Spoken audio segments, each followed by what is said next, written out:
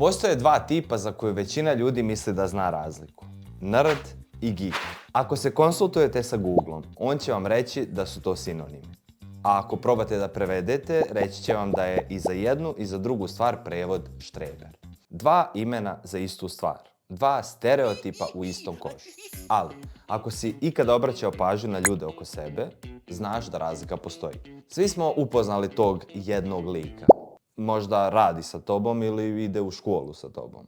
A možda si i ti taj lik. Taj lik nosi majicu sa referencom koju niko živ ne prepoznaje. On je u stanju da vam objasni zašto je neka serija propala. Ne da vam objasni zašto je ona postala loša, nego zašto je ta serija prekršila sopstvena pravila. I tu se postavlja pitanje, da li je on geek ili nerd?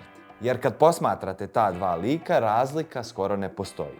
Ranac, naočale, čudan smisao za humor, koji ne postoji. Hello, darkness, Iste teme, isti interes. Ako se vratite unazad, skroz do škole, shvatit ćete da je razlika tada bila očigledna. U svakoj školi su postojala ta dva lika. Jedan je uvijek pričao. On je morao da ti ispriča o novoj seriji, o novim zapletima, o novim stvarima koje moraš da vidiš. I nikada nije zatvarao. Njemu nije bilo dovoljno da nešto voli. On je morao da podijeli to sa tobom. Da vidi reakciju i osjeti energiju. Drugi nije bio tih zato što nije znao. Bio je tih jer nije želio da priča.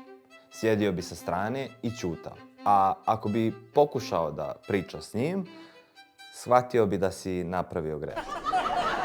On nije pričao o tome šta se desilo. On je pričao o tome zašto se desilo. On je znao zašto je to bio jedini logički ishod ako uzmete u obzir pravila sistema. I tada nismo znali to da imenujemo, ali razlika je već postojala. Jedan se veže za stvari, a drugi se veže za obrasce. Jedan želi da podijeli ono što voli, a drugi želi da razumije, iako ga niko ne sluša. Razlika nikada nije bila u inteligenciji, ni u socijalnim vještinama, ni u interesovanju. Razlika je bila u odnosu prema znanju. Geek vidi nešto i pita se koliko je ovo dobro, a nerd vidi nešto i zanima ga zašto ovo uopšte funkcioniše. Geek uživa u osjećanju, nerd uživa u objašnjenju. Geek voli finale, a nerd voli da zna kako je do tog finala uopšte i došlo. I onda se desilo nešto što je sve izmiješalo. Internet. Internet je uzeo ljude koji vole stvari i naučio ih da analiziraju. Onda je uzeo ljude koji vole da analiziraju i naučio ih da pričaju. I odjednom svi imaju mišljenje. Svi imaju objašnjenje, svi imaju video, thread, komentar, reakciju, na reakciju, na reakciju, na reakciju. Geekovi su naučili da koriste grafikone, a nerdovi su naučili da koriste thumbnailove. I tu je granica počela da nestaje. Razlika je ostala samo na jednom mjestu. U pitanjima koje postavljaju. Geek se pita da li je nešto dobro, a nerd se pita da li je nešto tačno.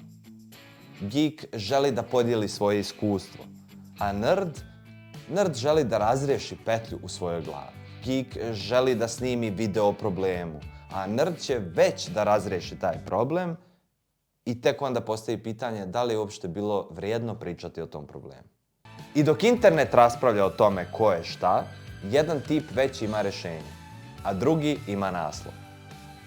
Nisu me natjerali ovo da snimim. Molim? Neću to da kažem, jeste normalni? Neću da kažem. Subscribeujte se, subscribeujte.